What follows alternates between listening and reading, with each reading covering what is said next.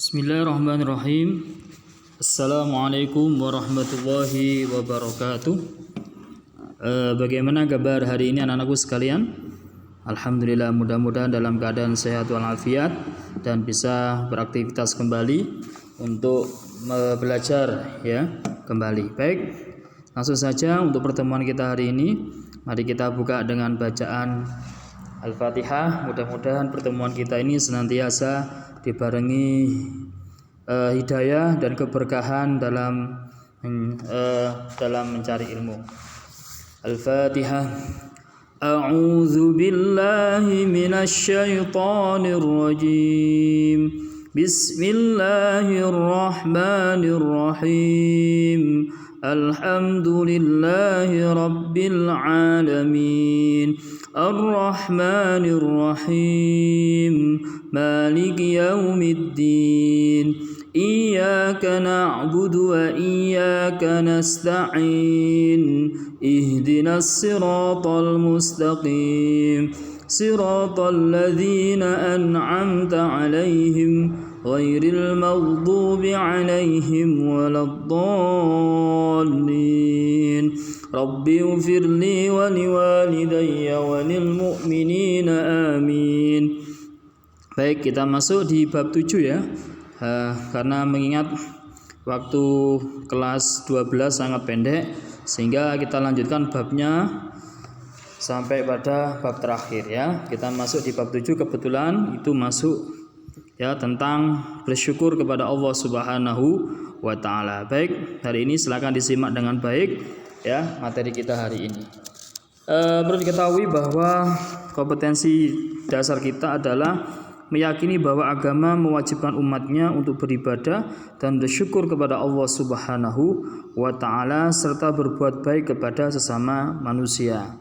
Sekaligus tujuannya adalah meyakini bahwa agama mewajibkan kita untuk beribadah dan bersyukur kepada Allah Subhanahu wa taala. Baik, untuk mengawali bab berikutnya adalah kita masuk di ya tentang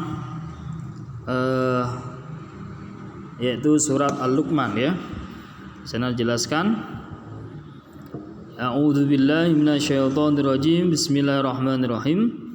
Wa id qala Luqmanu li ibnihi wa huwa ya'idhuhu ya bunayya la tusyrik billah.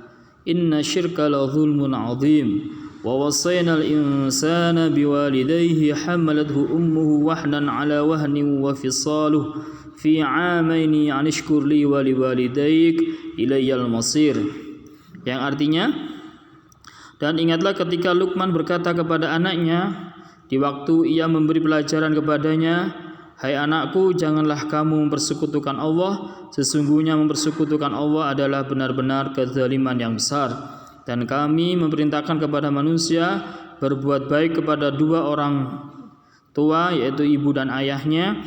Ibu telah mengandungnya dalam keadaan lemah dan bertambah-tambah dan menyapinya dalam 2 tahun. Bersyukurlah kepadaku dan kepada kedua orang tua, yaitu ibu ayahmu, hanya kepadakulah kembalimu. Surat Al-Luqman ayat 13 dan 14. Baik, kita perhatikan asbabun nuzul ya. Di situ ada asbabun nuzul. Apa asbabun nuzulnya? Yaitu kebetulan mayoritas ulama berpendapat bahwa surat Luqman ini merupakan salah satu surat yang diwahyukan kepada Rasulullah SAW sebelum Rasulullah itu hijrah ke Madinah, sehingga termasuk surat Makkiyah. Surat tersebut dinamakan Luqman karena mengandung berbagai wasiat dan nasihat yang disampaikan Luqman kepada anaknya. Siapa Luqman itu? Luqman adalah seorang tokoh yang diperselisihkan identitasnya. Orang Arab mengenal 2 tokoh yang bernama Luqman. Pertama, Luqman bin Ad. Tokoh ini merupakan agungan karena wibawa, kepemimpinan, ilmu, kefasihan, dan kepandaiannya. Ia kerap dijadikan sebagai pemisalan dan perumpamaan. Keduanya adalah Luqman al-Hakim, yang terkenal dengan kata-kata bijak dan perumpamaan-perumpamaannya. Sepertinya tokoh keduanya lah dimaksud adalah dalam surat tersebut.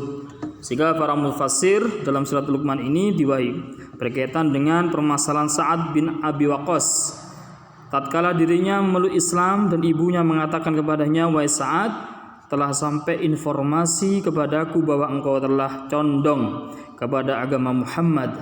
Demi Allah, aku tidak akan berteduh dari teriknya matahari dan angin yang berhembus. Aku tidak akan makan dan minum hingga engkau mengingkari Muhammad dan kembali kepada agamamu sebelumnya."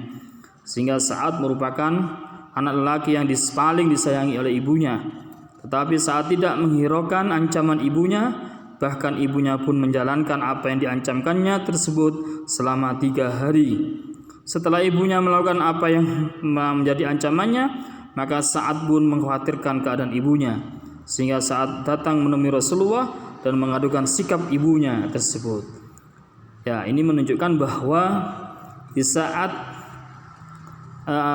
sahabat ini menerima ya ancaman dari ibunya ini untuk kembali kepada agamanya, yaitu sebelum agamanya Islam, agama kafir, maka terjadilah sesuatu di situ ya. Tetapi hal itu langsung didiskusikan oleh Rasulullah SAW. Baik, berikutnya adalah beribadah dan bersyukur yang dimaksud dalam surat Al-Luqman ayat 13 dan 14. Sehingga berdasarkan sebuah riwayat dijelaskan bahwa suatu ketika Suwaid bin As-Samit ya datang di Mekah. Dia adalah seorang yang cukup terhormat di kalangan masyarakatnya. Lalu Rasulullah mengajaknya untuk memeluk agama Islam. Suwaid berkata kepada Rasulullah, "Mungkin apa yang ada padamu itu sama dengan apa yang ada padaku." Ya, kemudian kita lanjutkan. Rasulullah pun bersabda, "Apa yang ada padamu?" Ia menjawab, "Kumpulan hikmah Luqman." Kemudian Rasulullah bersabda, "Tunjukkanlah kepadaku." Suwaid pun menunjukkan, lalu Rasulullah bersabda, "Sungguh perkataan yang amat baik, tetapi apa yang ada padaku lebih baik dari itu. Itulah Al-Quran yang diturunkan oleh Allah kepadaku untuk menjadi petunjuk dan cahaya." Rasulullah pun kemudian membacakan Al-Quran kepadanya dan mengajaknya memeluk Islam. Ya, adapun beberapa wasiat Luqman kepada anaknya terdapat pada surat Luqman ayat 13 dan 14, yaitu yang sebagai berikut adalah larangan menyekutukan Allah Subhanahu wa taala. Ya, jadi Luqman berwasiat kepada anaknya agar hanya menyembah kepada Allah Subhanahu wa taala, tidak menyekutukannya dengan sesuatu yang lain. Selain itu Luqman pun juga memperingatkan kepada perbuatan syirik merupakan bentuk kezaliman yang terbesar. Sehingga hal tersebut sebagaimana sabda Rasulullah, "Lamma nazalat alladzina amanu wa lam yalbisu imanahum bidzulmin, qala ashabu Rasulillah sallallahu alaihi wasallam, ayyuna lam yadlim fa anzalallahu azza wa jalla, inna syirka la dzulmun adzim." Ketika turun orang-orang beriman dan tidak mencampurkan keimanan mereka dengan kezaliman, para sahabat Rasulullah bersabda bertanya, "Siapakah di antara kami yang tidak berbuat zalim?" Maka Allah Azza wa Jalla menurunkan firman-Nya, "Sesungguhnya syirik itu merupakan kezaliman yang besar." Yang kedua adalah perintah berbuat baik kepada orang tua serta bersyukur kepada Allah Subhanahu wa taala dan orang tua. Perintah menyembah Allah itu di dalam surat Al-Luqman diiringi perintah berbuat baik kepada orang tua. Ibu adalah orang yang telah mengandung dalam keadaan lemah, yang bertambah-tambah dan kemudian menyapinya setelah berumur 2 tahun, yaitu mendidik dan menyusuinya. Sehingga oleh karena itu Allah Subhanahu wa taala memerintahkan untuk bersyukur kepadanya dan kepada orang tua. Terkait dengan bakti kepada orang tua, maka banyak hadis Rasulullah SAW yang menjelaskan hal tersebut, yaitu an Abi Hurairah radhiyallahu anhu, ja'a rajulun ila Rasulillah sallallahu alaihi wasallam faqala ya Rasulullah, man ahaqqun nas bi husni sahabati? Qala ummuk, qala thumma man, qala qala thumma ummuk, qala thumma man, qala thumma ummuk, qala thumma man, qala thumma abuk. Jadi suatu ketika ada seorang laki-laki datang kepada Rasulullah sambil berkata, "Wahai Rasulullah, siapakah orang yang paling berhak atau aku berbakti kepadanya?" Beliau menjawab, "Ibumu." Dia bertanya lagi, kemudian siapa lagi ya Rasulullah? "Ibumu." Dia bertanya lagi, siapa lagi ya Rasulullah? Jawab, "Ibumu." Dan bertanya lagi yang keempat, siapa lagi ya Rasulullah? Dan jawab, "Ayahmu." Inilah bukti bahwa Rasulullah memerintahkan kepada kita selaku umatnya untuk berterima kasih kepada kedua orang tua. Baik anak-anakku sekalian, ini penjelasan Bapak hari ini ya. Dari penjelasan ini mari kita praktekkan ya, agama adalah hal yang perlu dipraktekkan, termasuk kajian kita hari ini ya, di mana kita diperintahkan untuk bersyukur kepada Allah setiap saat dan setiap detik. Alhamdulillah ala kulli hal ya, dalam keadaan sehat walafiat, Allah berikan kesehatan kita selalu. Kemudian yang kedua, kita bersyukur dan berterima kasih juga kepada orang tua ya.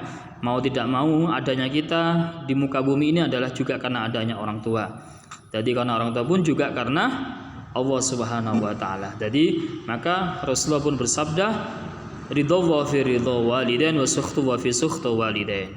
Ya, mudah-mudahan dengan sedikit penjelasan ini memberikan manfaat kepada anak-anakku sekalian, baik di kelas 12 TKJ, TPM dan TKR.